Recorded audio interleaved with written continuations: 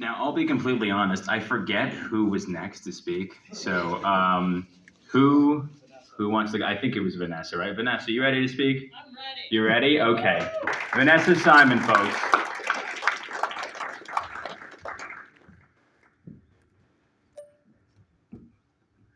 Guys, I can't thank you enough for being here. I sincerely appreciate it. Tom, tough act to follow. Like, you literally brought the energy, and I want to build on that.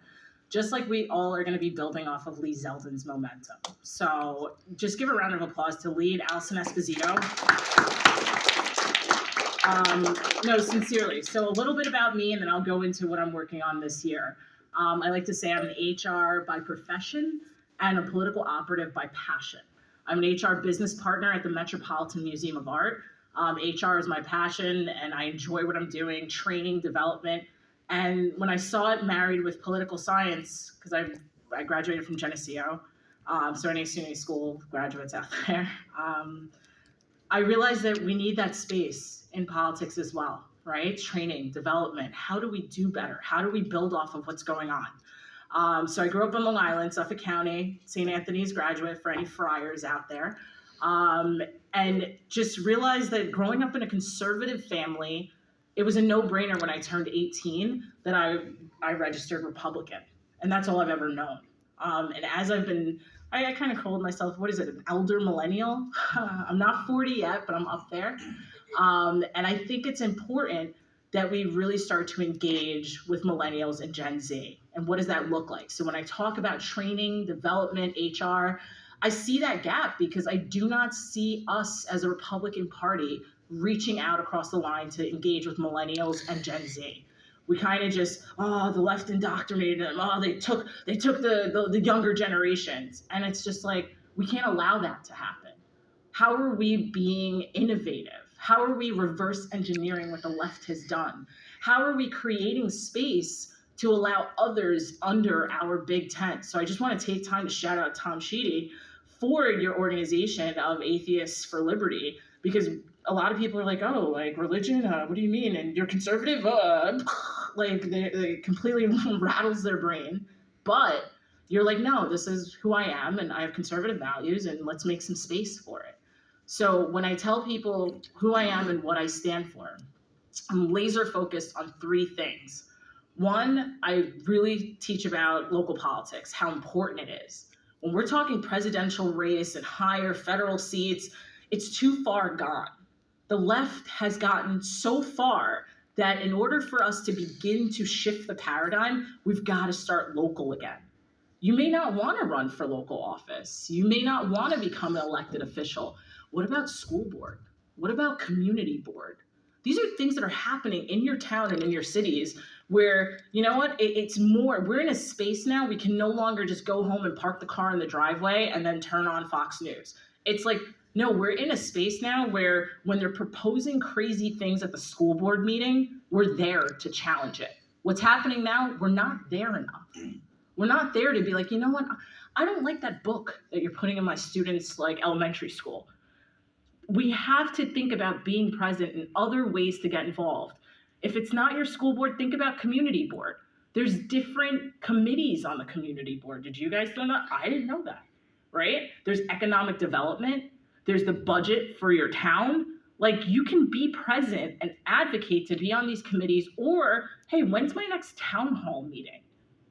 You guys aren't too young. No one's too old. We're in a space now where we can no longer just sit back and complain on our couch at home. And it doesn't mean go out and get pitchforks either. It's leaning into these conversations. And I can't stress that enough. So that's local politics. Super passionate about that. Engaging millennials and Gen Z. Talk about it a lot. Messaging. Us getting involved in technology. Us being on social media platforms in ways that engage the younger generation and older generation. Let's think outside the box. It's not leaving anyone behind, but thinking of how we can occupy the space. And lastly, defining what a New York Republican is. We know what Texas looks like, we know what Florida looks like, but here in New York, we will show the world how we broaden our tent, how we look different, but we're all united by one thing, unwavering love for the state of New York. And we're going to reach across the line. to Tom's point, yeah, we're in a blue state, but a lot of us understand what's going on. Living in New York has become almost insufferable. I have my family that's literally going down to Dallas for the third time to look at property because they're leaving New York. And I'm sure many of you guys have family that have left. And it's like, who's going to stay and fight for New York? So for me, I'm staying, but I'm losing like my nieces and nephews, my cousins, my aunt, and thank you. But this city, this state of New York, it's the world's crown jewel. So what I always say, my favorite line, whether you're in Alabama or Albania, when people want to come to America, they want to come to New York. No one's like, oh, I want to go to America, I want to go to California. No one wants to go to California. Like, what? And it's like, we are in the city that sets the trend. We're in the state that sets the trend for the world. Right now, there's not one person here that does not agree with the fact that we've let the left hijack the compassion narrative. We're not showing up in conversations that impact everyone in their everyday life, and we just kind of let the left run their narrative, and then they conflate it, right? They have this whole like Chicken Little, sky is falling, and bad Republicans, and then it's all on a cycle, excuse me. When are we going to step up and start going into schools? Stop forfeiting it to the indoctrination. When are we going to start getting professors that are more conservative to infiltrate some of these schools and really show that there's another side of things? We're not all crazy. Not one person in this room is crazy. If anyone's crazy, it's us being crazy for wanting to take back New York because we see how it is, right? So let me shift a little bit because I don't know how much time I have, and we could talk about stuff all night. So if you, after we're done, you want to talk to me, come find me, we'll chat. But what I was going to share is I ran for city council in 2021, and I did that just to educate myself. I was a millennial, I graduated college, I was working, and for me, being, post-college, working, gym, party on the weekends, repeat, and like dating my boyfriend and blah, blah, blah, blah, right? And I'm just like, this can't be life. God put the spirit in me to want to get involved in the community, and as faith would have it, I went into work after 3 years of like that cycle, gym, party, repeat. And I was like, how do I get involved in the community? And the first person I asked wasn't like, oh, there's a soup kitchen that you can volunteer. He's like, what's your political party? I'm like, I'm a Republican. Now you could tell it was like a few years ago because I said it like with no problem. But I was just like, and I still say it boldly, but the fact that he was like, what's your political affiliation? And I was like, I'm a Republican. He's like, have you heard of the Suffolk County Young Republicans? And I was like, no, what's that? Mind you, at the time I was like 24, 25. And I looked into it and I became a member of the Suffolk County Young Republicans. Now, fast forward to now, I live in Queens. I work in Manhattan at the Met Museum as an HR, and I sit on the board at the Women's National Republican Club. So it's not only one thing to show up to get involved, it's putting action where rubber meets the road. How do we effectuate change in a meaningful way? That's what I'm here to do. And this is where I bring everyone along. This is how I share with people, how do we really throw our hat in the ring and show up to these conversations in a meaningful, strategic way that combats the left. That's what I'm about. And I just want to shout out Steph Forte because you've been so unwavering in your support. Thank you. You gave a gracious donation to our cause, and I really like people like you that believe in this, and our mission goes much further than you could ever imagine. So you're an ally for life, man. Thank you. So that being said, what am I working on this year? So I shared with you I ran for city council. I unfortunately lost, but the little engine that could caught enough attention in Southeast Queens, where I got elected to state secretary of the GOP. Once again, a position where I think Steph's a fan at this point. All right, chill. I'm kidding, I appreciate it. So I got to see it at an executive level, right? State GOP.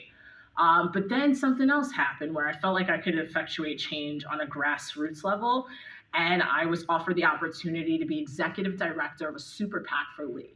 Now, Lee Zeldin's someone that when I was 23, 24, he excited me back on Long Island as far as like me driving to the Hamptons to go to his first like congressional like event. And I'm like the only young person in the room. and only person of color outside of the wait staff. And I'm just like, hey guys, is Lee here? And so the opportunity that he's running for governor, and I got to be on an ED that supported him and we got to work on ads that I got to produce, which I never got that opportunity before, and send those ads to specific zip codes. It was innovative stuff that I was like, all right, we've never done this before in this way from a Republican Party. I want to do it. So I did conflict of interest. I stepped down from state secretary and ran the ED, and it was really successful. Lee caught a lot of grounds, and we got a lot of views, and it was great. So where does that leave us for this year? Many people aren't sure in the sense that Lee did miss a few counties upstate. But in the 5 boroughs of New York, there's so much more to gain. We were supposed to win a statewide race, just to drop some facts really quick. To win a statewide race like the gubernatorial seat, you need minimum, they were saying, 30 to 33% of the Republican vote to win a statewide race. I believe Lee ended up at like 29, 30%. But it's showing that we need more. We need like 33 to 35% to really swing a statewide race. So reflecting at the top of the year, I was like, I want to help out. So I know Tom actually mentioned Gotham Rising. That was also a training academy, 501c4 that I started with 2 other Republican women. And we are here to train conservative candidates. So I was like, how can I leverage Gotham Rising to provide an aggregate of resources for candidates that are running? I had an intern do research, and we found additional favorable seats. So this isn't just like, oh, we're gonna help some candidates. It's like, let me rewind for a second. Show of hands, who knows how many? City Council has 51 districts. Let me dial it back even more, forgive me. There's no civics classes, so I gotta really dial it back. No one teaches us anything. We gotta look on Google, thank God. All right, so City Council, there's 51 districts. How many are occupied by Republicans? Raise of hands, go ahead. 5. Close. 4. 6. Oh. You were close because it was 5, but one of the Democrats found Jesus and decided to become a Republican because the writing was on the wall. His district was trending, and that's Ari Kagan in District 47.